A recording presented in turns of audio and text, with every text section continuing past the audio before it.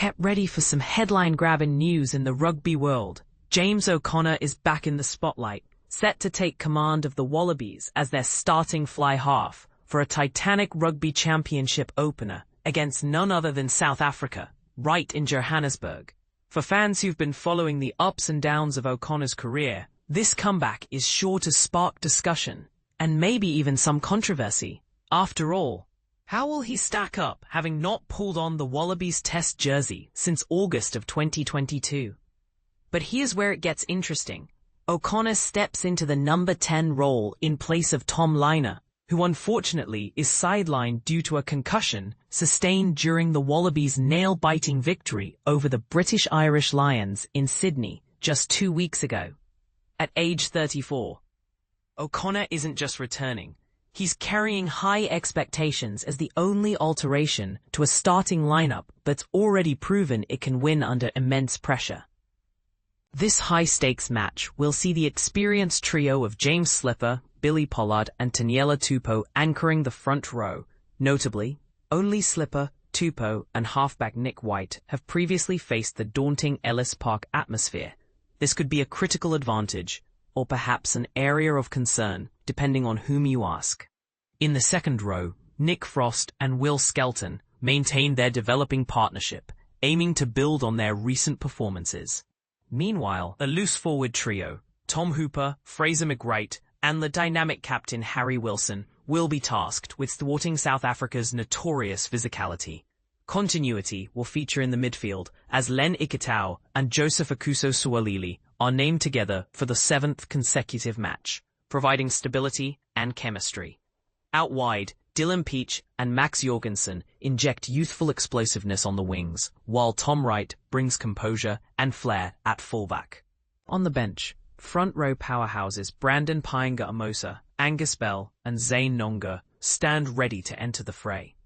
Reserve options also include Jeremy Williams, Langi Gleeson and Nick Champion de Crespigny among the forwards, with Tate McDermott and Andrew Kellaway providing backup for the backline. Wallabies head coach Joe Schmidt summed up the anticipation and challenge ahead. The group has had a solid week, adapting well to both the time difference and altitude in Johannesburg. Few challenges in rugby compare to facing South Africa on their home turf. It's the ultimate test, and we know the Wallabies will need to be at their absolute best on Saturday night. Here is the Wallabies lineup selected to take on South Africa. 1. James Slipper. 2. Billy Pollard. 3. Taniela Tupou. 4. Nick Frost. 5. Will Skelton. 6. Tom Hooper. 7. Fraser McReight. 8. Harry Wilson, captain. 9. Nick White. 10. James O'Connor. 11. Dylan Peach. 12. Len Ikitau. 13. Joseph Akuso Sualili. 14. Max Jorgensen. 15. Tom Wright substitutes. 16. Brandon Paenga-Amosa. 17. Angus Bell. 18. Zane Nonga. 19. Jeremy Williams. 20. Langi Gleeson. 21. Nick Champion de Crespigny. 22. Tate McDermott. 23. Andrew Kellaway. And this is the part most people miss. O'Connor's return at fly half is stirring debate across rugby circles. Is this a savvy move based on his experience, or are the Wallabies risking disruption to a developing team dynamic? Will harnessing his playmaking skills pay off after such a long test absence, or does it place the side at unnecessary risk against one of the world's most imposing teams? Where do you stand? Is the Wallabies' faith in O'Connor justified, or would you rather see fresh blood take the reins?